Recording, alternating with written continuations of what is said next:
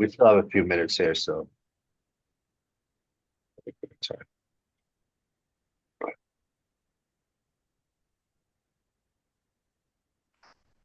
Greatest victory this week though is I figured out how to make the little zoom bar like go away when you're sharing screens. Okay. Is that the minimize option you're talking about? Yeah, when you go out to the more, you can go into what's it? Now I can't find it. Oh yeah, Control Alt Shift H will make it go away. Okay. Control Alt Shift H. Okay. Yeah, All right. yeah. It's not a mouthful at all.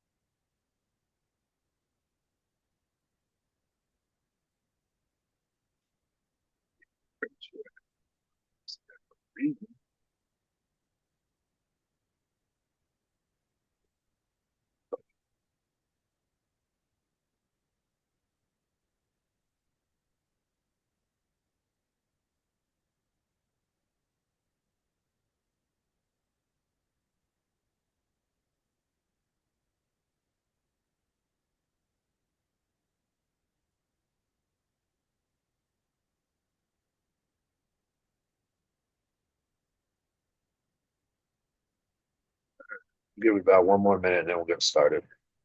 If anybody trickles in. Yeah. And almost the time. I see Marhim joined and somebody else is joining as well.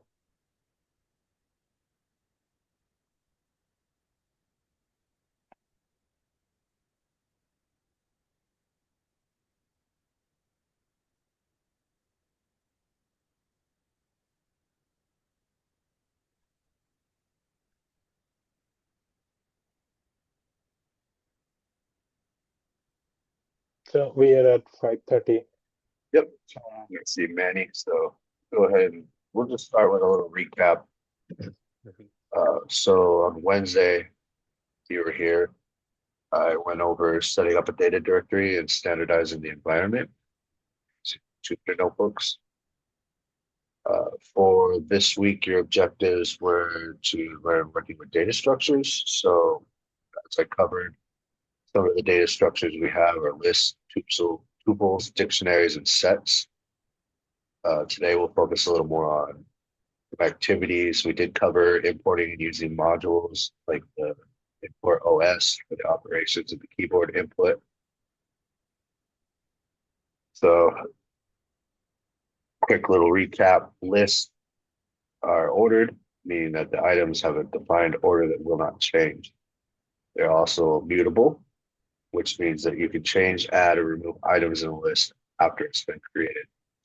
So we can see that here in this though, where we have a list that has apple, banana, cherry, capital apple, capital cherry, donuts.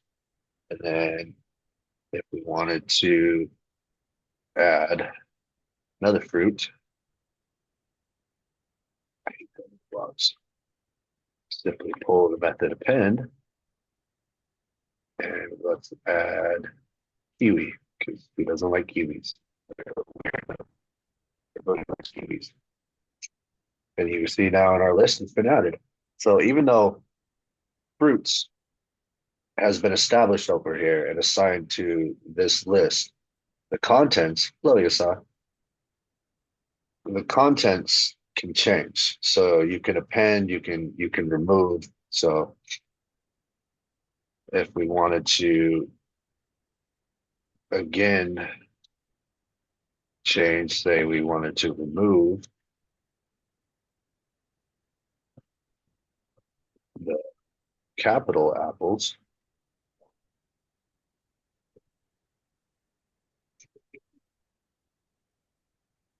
Oh, maybe I gotta go by 0, 1, 2, 3. Probably gotta go by the index number, I think.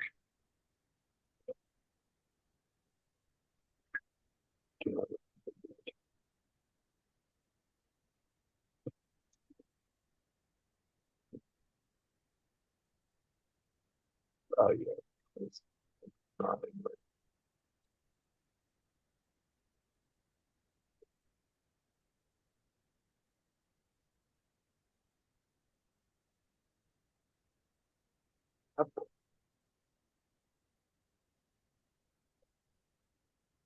it's something I was typing on the other one. So yeah, as you can see, it removed the very first apple in the list. And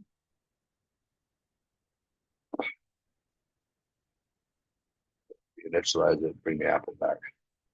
Makes sense. So that's the mutable properties of the list. So even though fruits will always be this list, what we have in our bag of fruits can change. You can take fruits out, you can put fruits in. Makes sense to everybody? Great. All right. And then, like I was going over on Wednesday with the list, the interesting about things about lists is you can have lists inside of a list. So we started with our original list and then we put string of numbers. Then inside there, we put another list of numbers. Then inside of there, but yet another list. So that as you go down in there, and then I put them in a little for loop so we can see them in a descending order. You can see there's your list with the list inside of the list inside of the list. Not redundant, but it does get handy if you need to do something where when we get to an activity down here in a minute, I'll show you what happens when you want to add sublists inside of the list and why you might want to do something like that. So And then tuples, go ahead. I was gonna ask to access it, do you typically use like index notation? So like would it be the same as like name of list brackets what two brackets three, like do you see what I'm saying? In order to access like the nested list. Yeah, Readum, you wanna field that one for?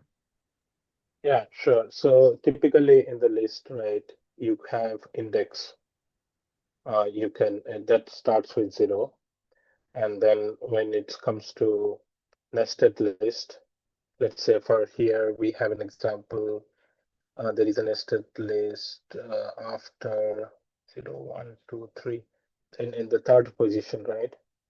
So the way you can access is like the first index would be 3, and then 3 index would give you the entire list of the nested one.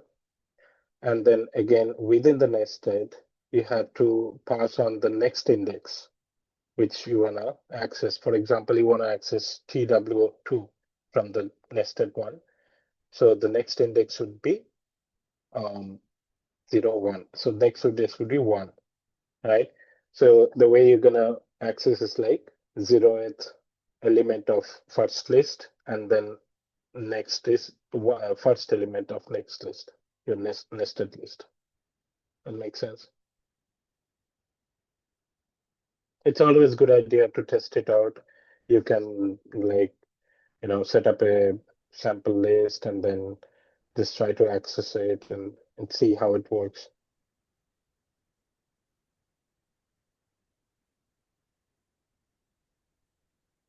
Thanks for that, Rita. I had to I'm dealing with a cold here, so I apologize.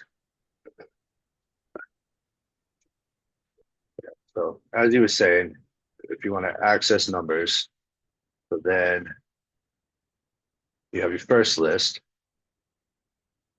You remember what he said you put in there? You're on mute. You saw. Yeah. So, oh, sorry. Yeah. No, go ahead, Yeah. Rita. What so in this instance, what exactly are we trying to get the string 3? We're gonna grab whatever you want to grab. I'm gonna be your hands for a second. Oh, okay, cool. Um then let's just do I'm gonna do the string 2. Let me count real quick. 5, 6, 7. So it would be 6. And then inside of that second list, it would be the second bracket would be 1. And then that should return to the string 2. You have a type error. Do you know why?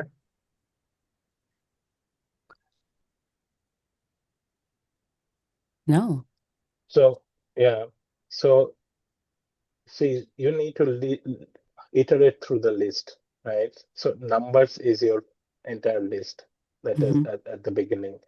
And then when you are fetching number 6, which is another nested one, that has to be iterated through again because that's another list, right? Oh, okay. So that means it would be another nested for loop for in this case. And then within the for loop, you will traverse through the same way, right? Iterate through each number, and then you're gonna print that out. Okay.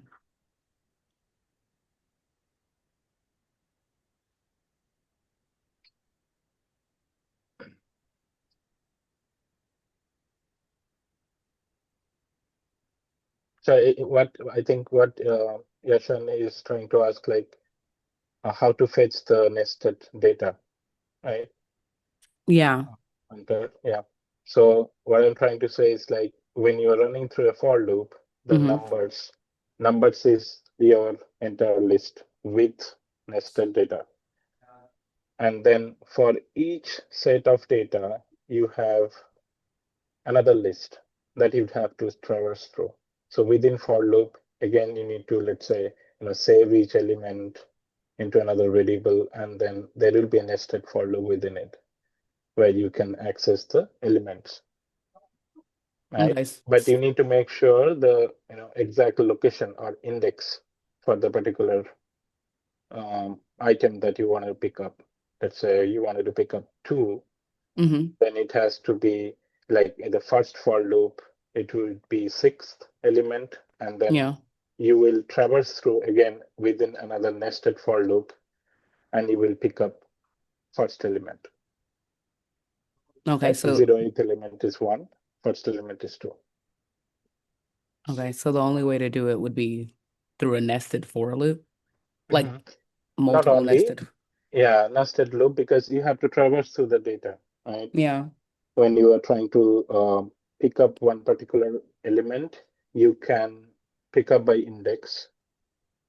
So Okay. first list would be entire thing, and then you have to pick up the 6th element, which is again a list.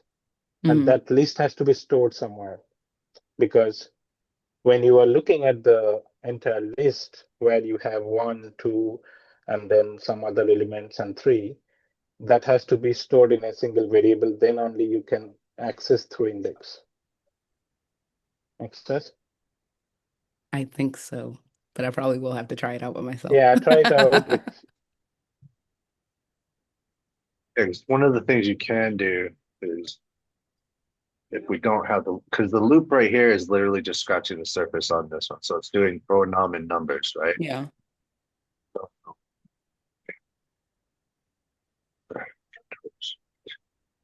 So let's say instead of loop, forget about loop. Maybe you wanted to grab, let's say number three from second element. So if you print number within, index, if you pass 3, that should return, if you pass 2, that should return you the value 3. Mm-hmm. Similarly, you have to grab the list for the entire set of data where we have one, and then another string 2, followed by other data. That has to be in one list object. Yeah. Then you can pass the index to it. Okay. Yeah. Yeah. That makes sense. Try it out. Yeah. Mm. Let me know if you're stuck anywhere. Thank you. Thanks. For the reason my mouse is in revolt with me, I wanted to type that out for you. Anyway, so yeah, so what he was saying is like, yeah, if you were gonna do just without the loop, you could do print numbers, and then index 6 would bring you to the string 1, 2 with the nested loop inside of it, right? And it's not going to let me erase that, is it? All right. I don't know why it's doing that. So moving on. But yeah, that covers that pretty much. Like just play it around with your indexes. Like you're on the right track. It does the bracket notation, what you talk about, does work the way that you're thinking. So the next part will be tuples. So tuples are similar to lists, but they are immutable. So they cannot be changed after they're created. So they're also ordered. Tuples are also used to store collections of related data, such as the coordinates of a point. Uh, if you're vector storing something, or the point or the dimensions of a shape, because they're immutable, you can use them as keys in a dictionary. So, and here I was showing, so yeah, this is exactly what you were talking about earlier with how would I would see the first one. So dimensions index 0 brings you 1920. Right? If you were to do index 1, it'd bring you the 1080. And then, so right here, we were doing in the original exercises, I recollect I had this set like this, and we were asking why.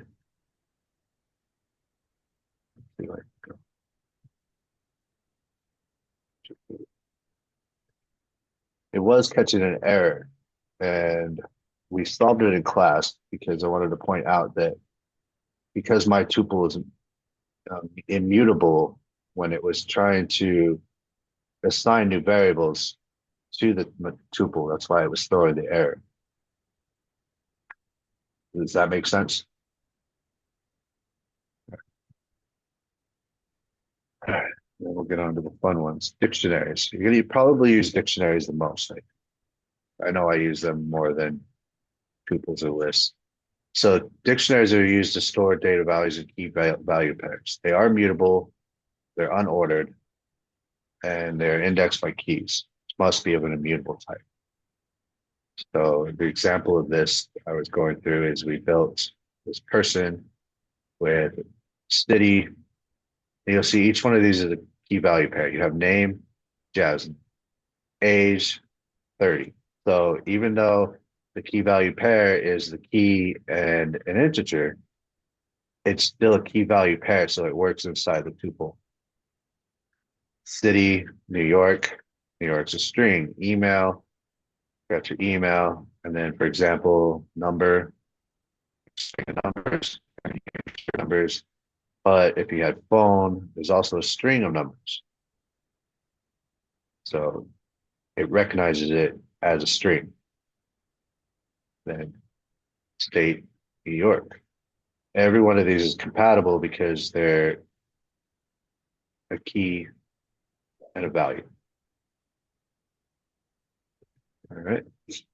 So calling them up, you would simply call it by the key. So person, we want to see name, or say we just want to pull up the phone number for the person. It immediately finds phone key and pulls up the phone number. So you can see why I think these are one of the things that you'll use the most. So for the exercise that we did on Wednesday, we did a dictionary inside of a dictionary. So we started with a laptop with its price. We gave it a Boolean in true, gave it a category, gave it a brand, we gave it a model. But then we wanted to go a little bit farther, so we gave it another dictionary with under specs. So specs has a processor, has a RAM, has a storage, and has a display. And then one of the students wanted to know, like, what if I wanted to update something in the second list? Like your question earlier, you saw. So you can change the specs of the RAM and reassign it to 8 gig, even though it started as 16 gig. So when you run this, you can see down here, it returns 8 gig because even though we gave it the original right here, it's going to go in order. And when you get down here, it's going to see that you changed the key RAM to the new value. And it's going to return the new value down here. And same if you were to upgrade the RAM, say you got a better model and you wanted to charge it up. Instead of having to go all the way in there and change everything on the product, you can just append those two. And so now you see it's got 32 gigs of RAM and it's $1,600 instead of 11. So you can see how dictionaries can be a lot more flexible when you're working with data structures. Everybody follow on that? And just to add, like the typical JSON format, if you're familiar with, this looks like dictionary, the way Hunter has mentioned here. It could be nested as well. Let's say, for example, under spec, you have few property, and then maybe part of display, you may have multiple um, type of display as well. So this can be again multi-layer nested data, and this is typical style of JSON we have, and then that can be easily loaded into a as a dictionary, and it can be treated as a dictionary. Right, so if we keep on adding the keys to access the corresponding data. Yeah, exactly right. Exactly right. All right. Then sets. So sets are also pretty handy. You'll be using these a lot, especially when you're dealing with cleaning up data. One So quick, go sorry to ahead. interrupt, Hunter. So there is a question came up on the dictionary. Maybe we can clarify before proceeding. Oh, for sure. The question is, you cannot reassign key, but you can delete them.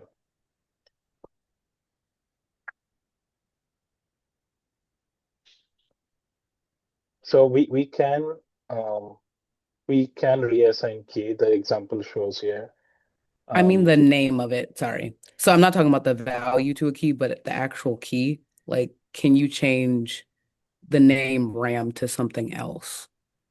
For example, like if you wanted to change RAM to like, I don't know, SSD or something like that, would you be able to do that?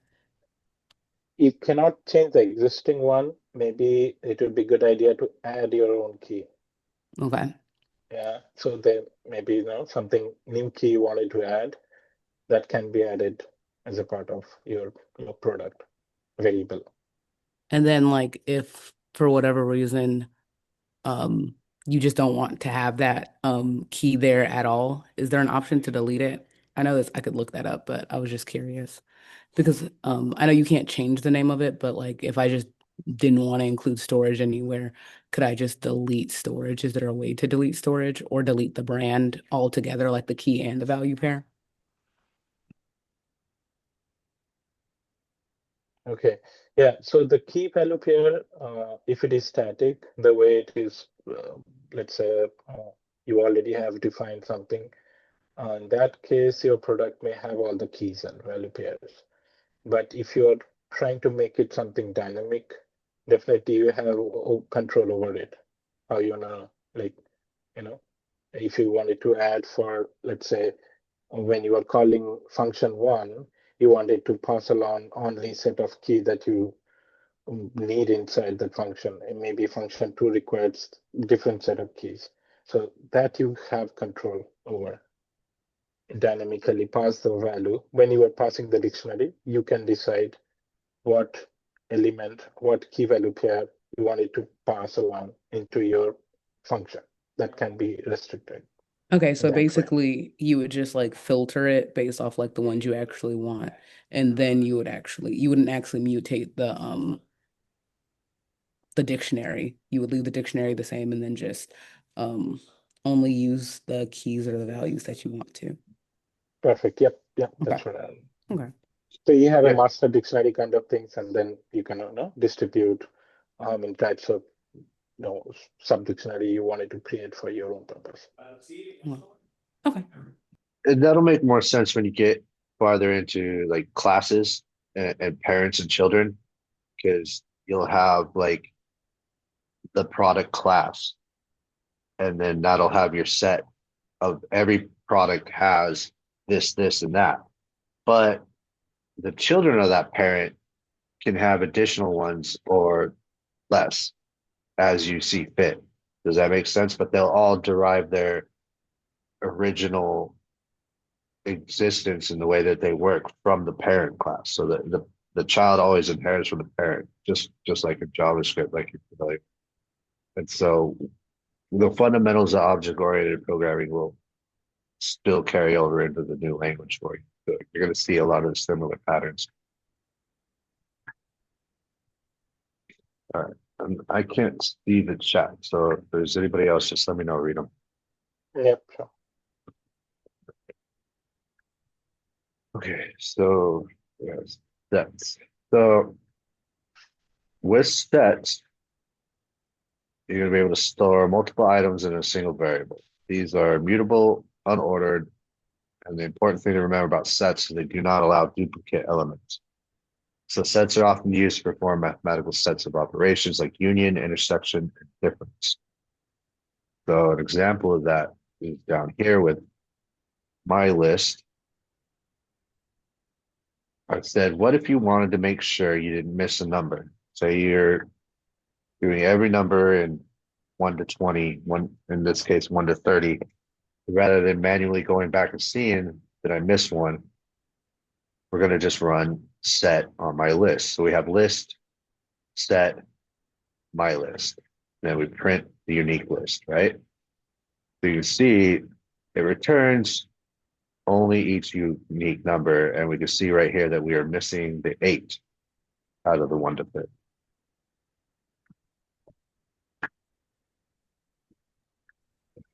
When you okay. Sorry, hold on. I'm just thinking about my question. Mhm. Are there methods? Actually, never mind. Maybe that's a bad question. Sorry, I'm gonna just say what I'm thinking in my head. If you were just to wrap set around a list, that doesn't actually, like in the instance that you're doing, that wouldn't actually affect my list. You would have to store that in another value.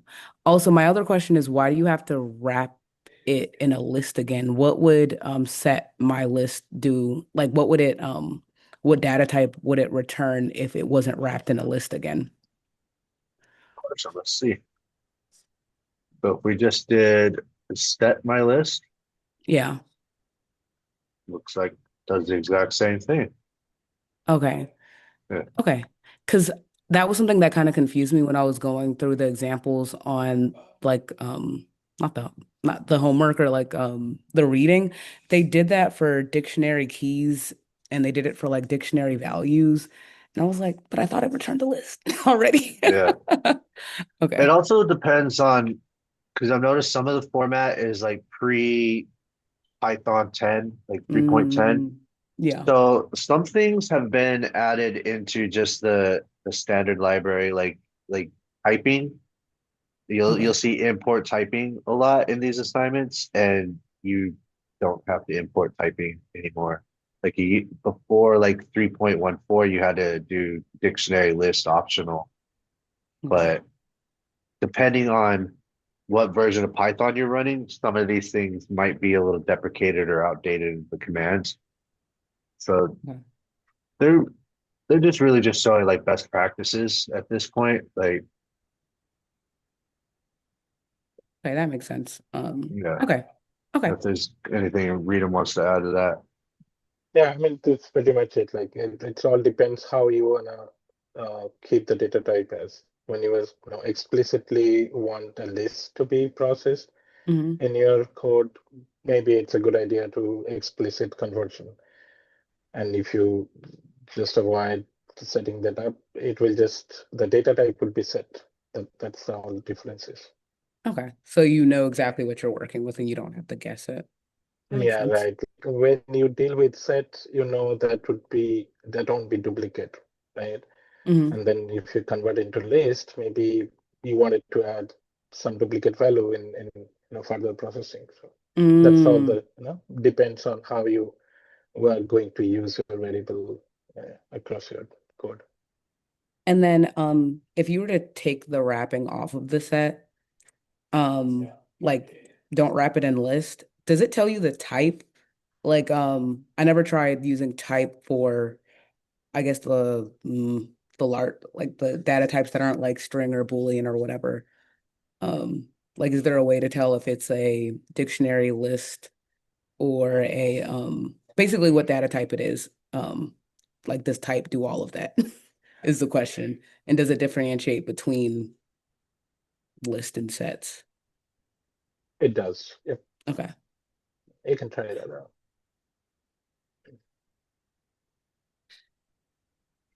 I'm over here on mute again. Sorry about that. Try not to blow my nose in you guys' ears.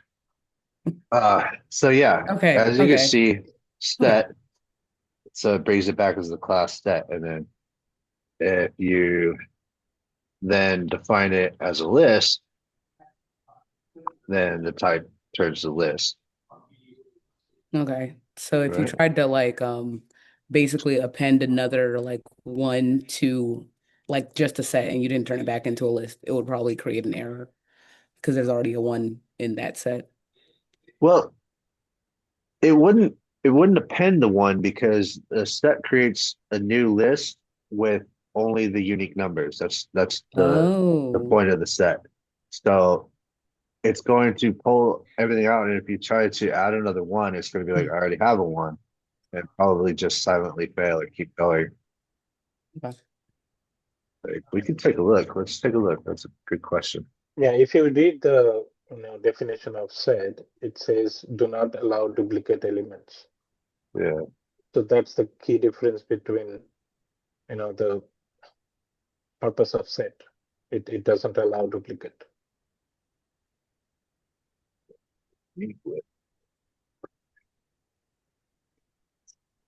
add a one. See what it does.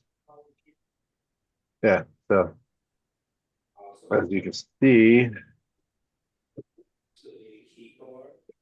probably going to just ignore that append. Okay. Oh no, it added it. Yeah. So Oh, yep. if you set it to like if you keep the data set as set, it won't allow you. That's Okay, the okay. So if he deleted the list that's wrapping it. explicit. Yeah. Okay. So, Yeah.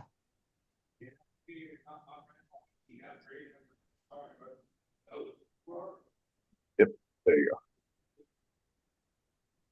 go. Okay. Good Oh, okay. question. Okay. Yeah.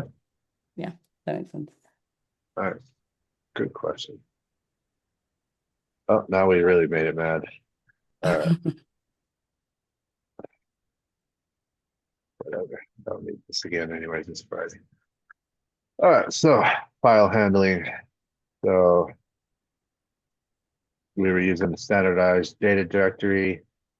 And one of the things that I pointed out, because one of the students on Wednesday asked me, like, why is this named data directory? Is data directory a key word or something like that? No, actually, data directory is for when I wrote this 3 hours ago and I assigned data directory to my path for my future self. I now know the data directory goes to week 2 data. So that's just a little bit of programmer wisdom, semantically naming your stuff so that 5 hours later, when you're live coding in front of a class, if somebody asks you, what's that variable for? You know what that variable is for because you named it something that stuck up there. And then from there, we're going to F write the hello world. Then example file, content, print the content. Then I'm going to write 3 lines to a file, read them back. So we got our lines to write. We got our first line with a break, second line with another new line break, third line, another new line break. Why did you say not defined? I know you're defined.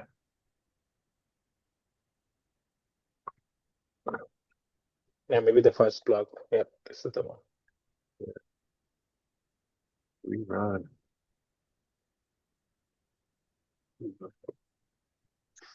There we go. Yeah, the fun thing about Jupyter notebooks, like I mentioned last week, is they are sequential. So if you forget to run a cell, something in there, run all. Something in there is not running, but that's fine. All right, so yeah, you can see it here in the activity text. We printed first line, then because of the /n, starts another line, /n, another line. And for anybody that gets a little curious about imports, what I was talking about on Wednesday, that's why this is added in here, is Python is like a box of Legos. It's like the best way to think about it. And there are multitude of libraries for what you want to use. So in this instance, instead of wanting to learn what the square root of something is, because I've imported the math library, I can simply put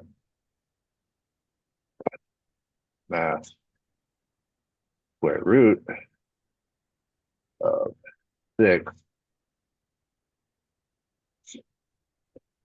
and find it. Same with random functions. So in here, we did a random choice.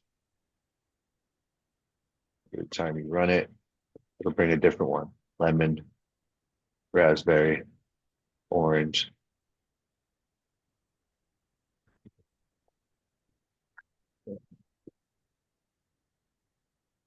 It is interactive. Oh, the keyboard input. Right. So this one was giving me a little bit of trouble thanks to Zoom, but you'll see up here, you enter your name. It's going to take the input.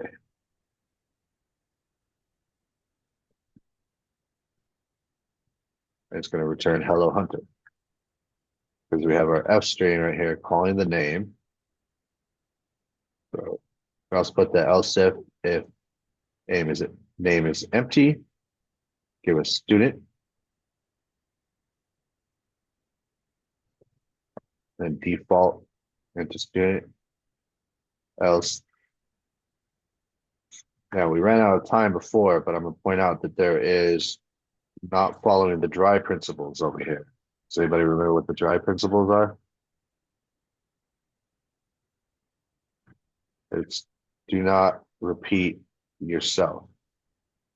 So as you can see in here, we have if name equals empty space, else if name equals empty space. So how can we clean this up? Feel free to jump in. You can unmute yourself.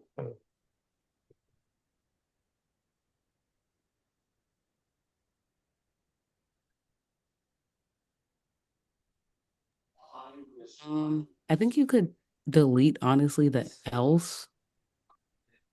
Well, I think you should put something else in the else that would be helpful. Like for example, if you wanted it to say student, if someone, I guess, just didn't put a name, you could just put else name is equal to student. Um, and then you could delete the else if at the top that has name is equal to nothing. So, All right, so you're saying you want or it. Okay, go ahead. oh, I was gonna say the other thing you could do is you could delete both of them. Mhm. And then you could just put a default variable in like I'm assuming this is a part of a function. Um, you could put it as a default in the parameters. So, but is not a function, so I guess you can't do that. But if you did have a function, I like what you're thinking though, because you're thinking about trying to accept blocks. All right, so else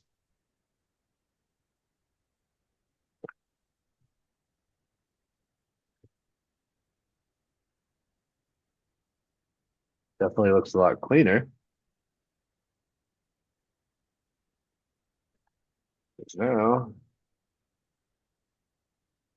it isn't broken.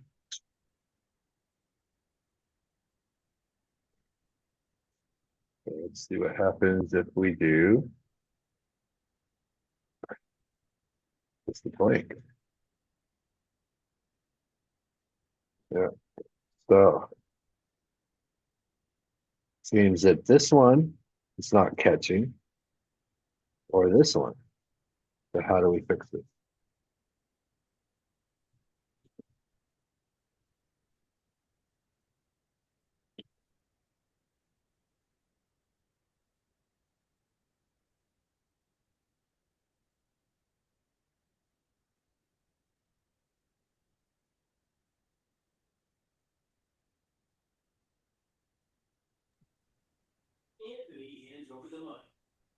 um, is what is the is space? What does that method do? Right here. Yeah, like what? At the moment, not much.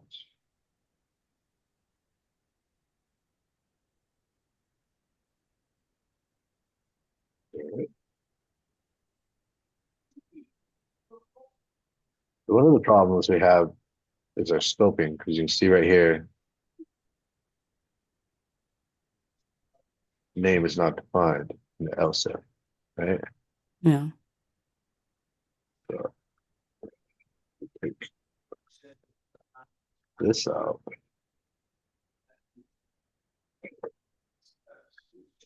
Now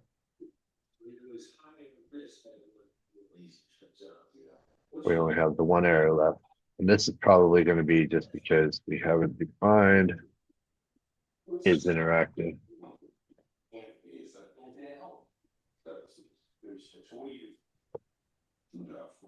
Like the Jupyter cell is just going to be a little angry.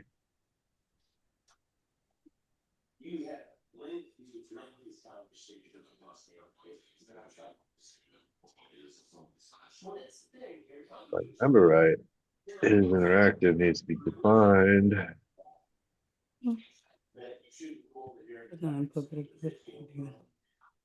Yeah, there we go. So if we take our import, drop it into this cell.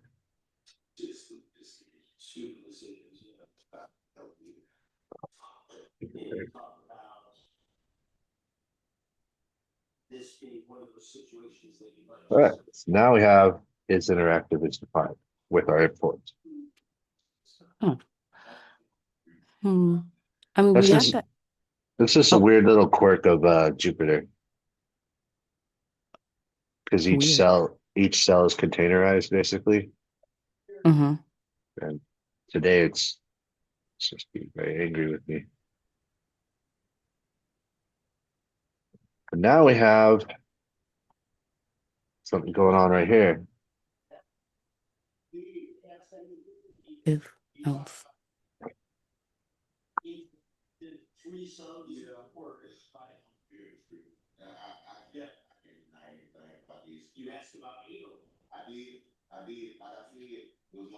We're getting closer.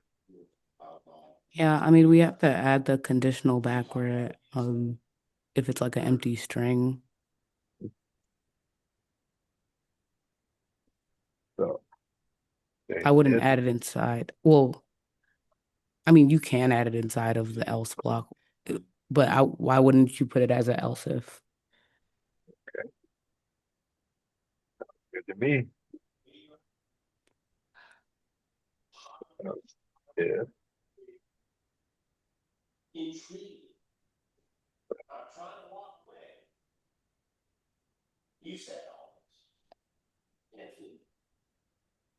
Um,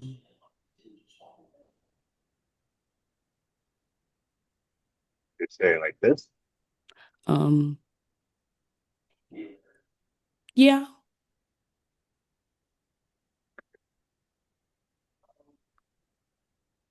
I'm just oh thinking. yeah, Um, so like even in the name could be like, does that? Yeah. Sorry, I'm just thinking. I'm like, it could be undefined. Like if someone just didn't type in anything, would Python recognize that it being undefined? Is there undefined in Python? there is. Let's see. In this one, what we're going to do with the else if is we're going to compare the input statement. So if the input statement is basically undefined with an empty string, we're going to default the name to Yeah. student. So you're very close, and you're definitely thinking it out in the right ways. Good job on that.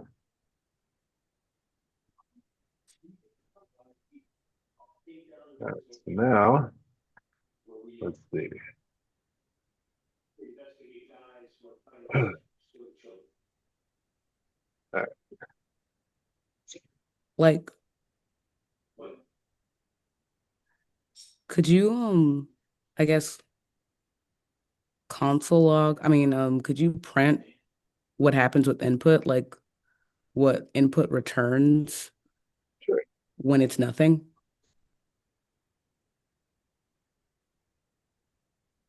Now you're thinking.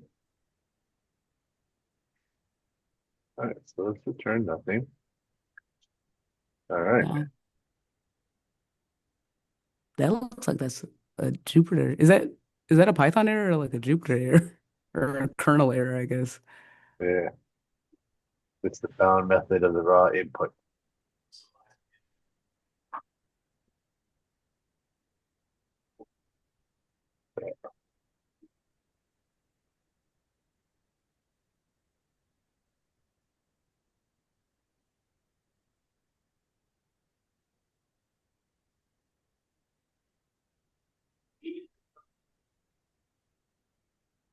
Here. Mhm. All right. What do you want to try next? So I guess I just don't understand that last error. Where did that come from? You Did you type want Hunter? to, or did you Um, want to, you want to give her a little hint, read them? yeah. Because I'm like, I don't even know what that last error means. Can you not print out like the input? Like, or does it need to be like put into a variable before it shows or you can see it? Yeah, so if you see, we are trying to capture the input inside a variable name. right? Hmm. So even if you do not enter anything, let's say blank in our case, trying to Hmm. deal with, the name variable is blank. It's not space. It's not, how do I say? It's not null. It's empty string. Just an empty string. Mhm. So this, when we do the input, it's returning just that empty spot and it's assigning it to name. So regardless, this is evaluating out to true, whether we put a name in or not. Oh, okay. Makes sense?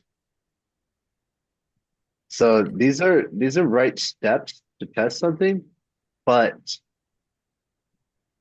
it never gets to test these because right here, no matter what we do, it's going to evaluate out to we inputted something, Yeah. right? Now, if I didn't have the zoom thing in my way and we hit the escape, Hmm. this might act totally different.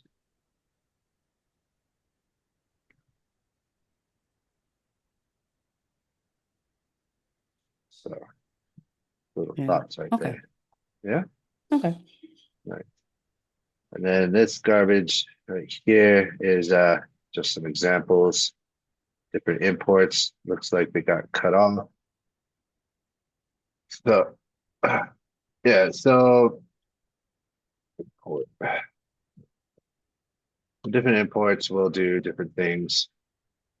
So different methods, like I was telling them on Wednesday, one of the nice things about Python is it's very language intuitive. So instead of having to do like, so probably look familiar for you, array dot length to find whatever you're looking for in the numbers array, you can just simply write len or length of the numbers. Makes sense? Yeah. So, like I was telling them on Wednesday, if you find yourself struggling, just kind of go with natural language because generally it's going to be what you think it is. Like you want to sort something, it's the sorted method. You want to know what the items are, it's the method for that. You want to mess with integers, you know, if you want to see what you're doing, you print. And there's all the different math operations, square root, power, floor, ceiling, on and on. And we were asking about system because some people were wondering the difference between OS and system and whether that was the same as the terminal commands. So sys and OS are Python libraries. So the commands might look very similar to what you're going to use in a terminal, but they're not working outside of the Python environment. Does that make sense? Some people were wondering, like, because they were like, well, if this system is a Mac system and you're on a Windows system, it doesn't matter because you're in a Python environment and these commands are what's going on in your little Python bubble. Uh, nice little one to know is system version. So you can see, as you can see, I'm running 3.13.7 right now because it's generally one of the more compatible ones. And then, yeah, so recap, we got a few minutes. There anything, Miriam, Alexi, Manny, any of you guys have any questions? You can throw them in the chat. Natalia, good to see you again.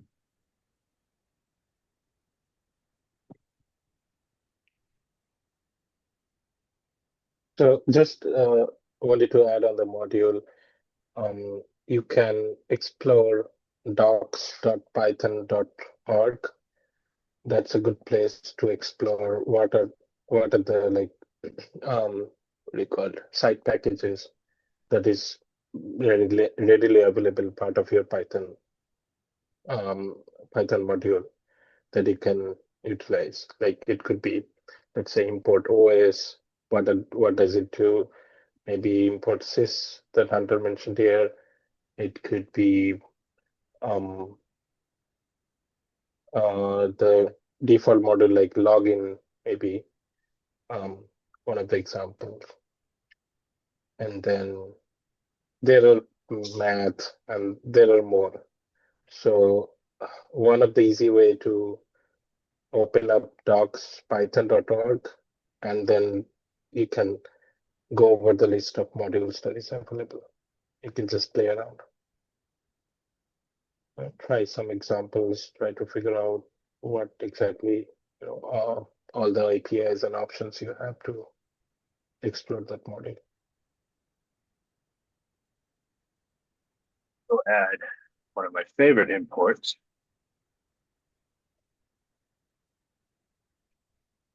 Is import this.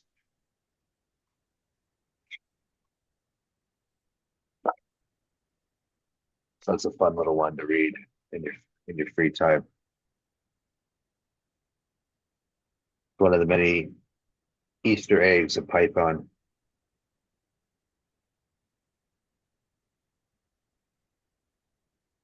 I see your solid mind is blown. No, I'm more so like it writes poetry. Yeah. It's like poetry. It's the Zen of Python by Tim Peters. That's funny. Okay. Yeah. A developer that moonlights as a poet. Okay. So, how's everybody feeling about week 2? Let's do a temperature check. 1 being, I'm absolutely lost. 5, I'm ready to teach the class. You can put it in the chat if you don't want to come off mute. Me personally, I don't really know until I'm ready to do the assignments. So I still have a couple more readings to do before I start the assignments. So that's when, I don't know. I feel like that's when you can know how to rate how things are going.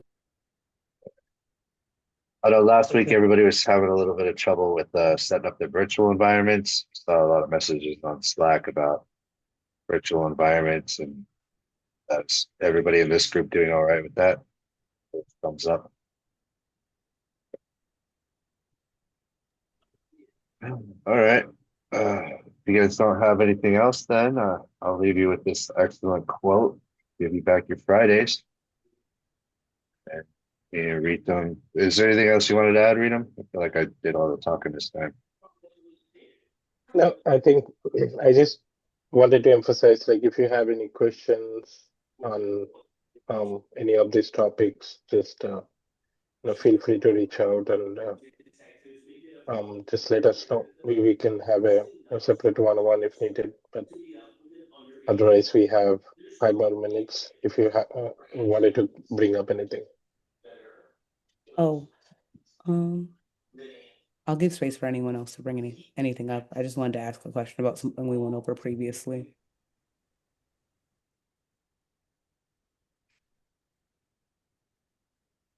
Sure, go ahead. Yep.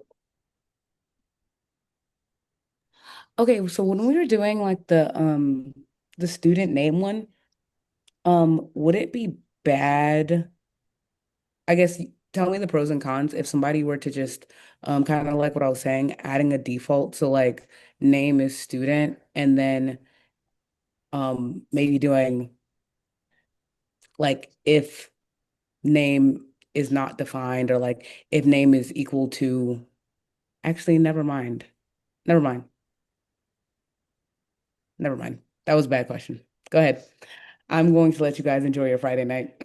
There are no bad questions.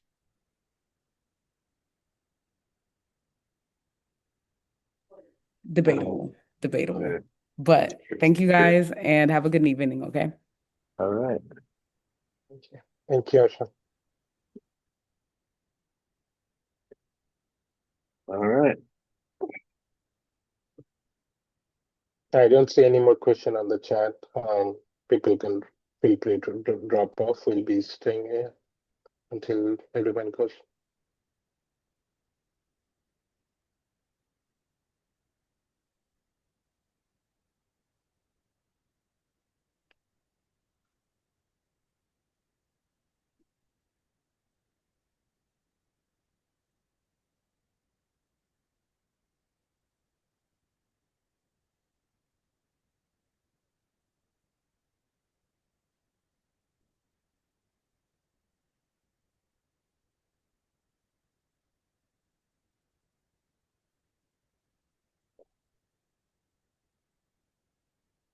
Arthur, maybe you can stop your sharing and you can probably close the recording as well.